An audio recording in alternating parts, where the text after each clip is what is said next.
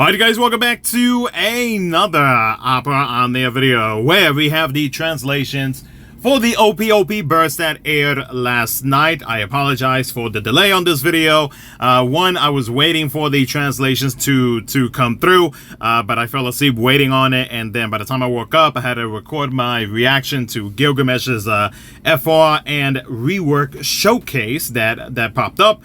And yeah, I'll be honest, for those who have seen, I think me and many of us kind of feel like Gilgamesh got a little bit screwed when it comes to his rework, and I don't see why they are hurting characters like this, especially when they are favorites to many players. So, well, not many, but like to a good amount of players. So, yeah, kind of a bummer to see that he didn't really get justice like that. And I don't know, like I said, like I mentioned in one of my previous videos, I kind of feel like with a lot of these characters that have unique kits, I do feel like they do tend to hold back on a lot of these characters, and I really don't understand why. But we'll wait.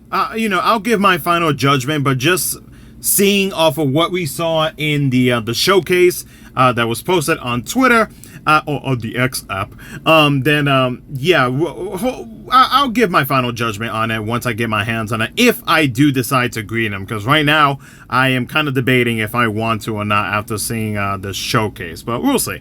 But anyways, though, we do have the translations. Shout out to Mediu, as always, for the translations that he provides for most of the JP content and all that good stuff they'll be dropping, I guess like every week at this point. so yeah, thank you very much as always. So let's go ahead and jump into it. So the first thing is going to be the IW for Faris. So Faris is going to be getting her BT weapon. Gilgamesh shall be receiving his FR weapon. Both shall receive FR boards and a rework. Then Faris, Gilgamesh, Edgar, Lise, Cater, and 9 are going to be getting their force level 50. So Gilgamesh FR, it's a melee AoE Brave plus an HP attack. It grants to himself 5 stacks of the big man on the bridge, and it delays all targets by 1 turn. When it comes to the conditions, the first one is to deal melee brave damage or melee ability, and to have a buff or overhead with stacks. That will increase the second condition for that. So yeah, the conditions are pretty easy. They are restricted, of course, to melee-based units, but I mean, that's fine. I think many of us are used to having that type of restriction. Nowadays, it's not really a restriction. It's almost like the norm now, because, like, I mean, we have a good mixture of like melee, range, magic, and all that good stuff. So, Faris, with her BT ability, Sisters Who Walk with the Dragons, it's a ranged AoE Brave plus an HP attack. The BT effect, to herself, the duration of debuffs inflicted by her does not go down. And when the total number of turns remaining on the debuffs exceeds a certain number, it triggers the Whirlpool Plus. The party will be gaining a Brave damage up, Brave damage cap up, HP damage up, and HP damage cap up, and this increases based on the number of debuffs inflicted. Oh, okay. So it's not just the norm, the normal like percentages that most BT effects offer. Now there's a possibility that everybody on the team will be getting more than the usual. So that's awesome. Now the Whirlpool Plus is a much more powerful version, but the total number of turns to activate it is high, and Lena will appear in the animation. Okay, so the total number of turns to activate it is high, meaning that attack could potentially be a very destructive ability, or I guess a counter attack is what it's sounding like. But yeah, no, if that's the case, then like immediately just thinking of how Faris's kit works, I can tell you that Rena would be a good choice to pair up with Faris, just because Reno is able to delay everybody. The only other thing that I would say is that if the enemies that we are fighting, if they are speedy characters, if they like to jump in a turn order, then that would also allow you to be able to reach this new Whirlpool Plus. So yeah, there's a couple of ways to be able to make it so that way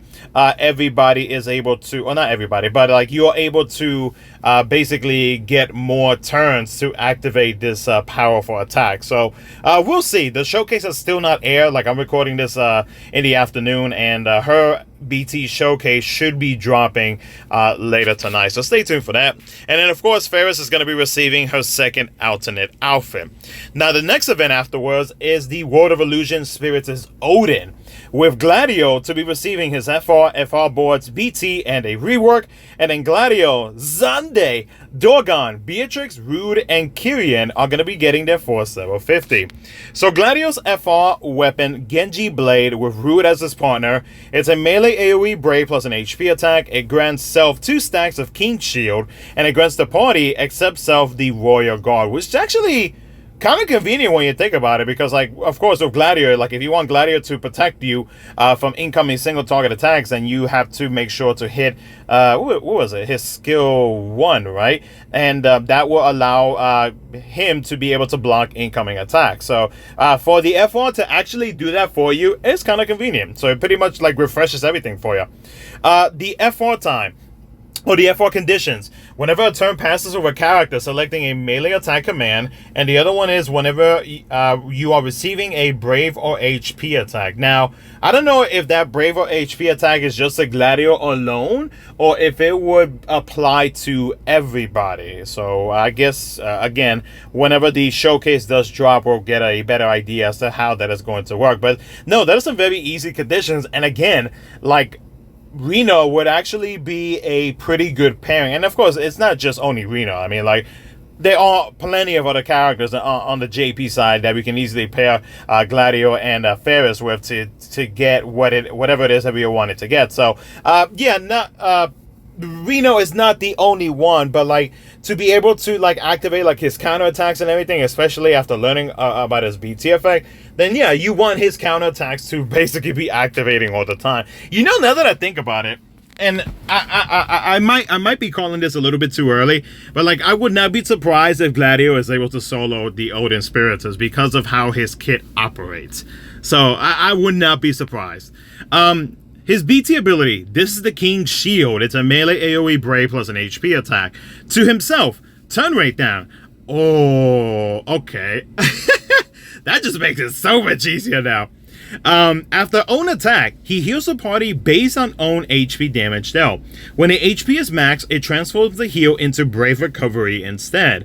And then, whenever you are receiving a Brave or HP attack, increases own HP damage and HP damage cap up to 9 times. This is a potential, like a very potential, strong BT effect for Gladio. Like, this, like, depending if they actually do, even if they do or do not rework his counterattacks, the fact that he is able to scale his counterattack up to 9 times is, yeah, I mean, Gladio's gonna be Gladio's gonna clap, boy. The party is gonna be getting a Brave damage up, Brave damage cap up, HP damage up, and an HP damage cap up. And then of course Gladio, he's gonna be getting his second alternate outfit, which is of course no shirt Gladio. Oh, the fangirls are going crazy. But yeah, guys, so this one is going to be a little bit short. This is just mostly covering what's going to be dropping.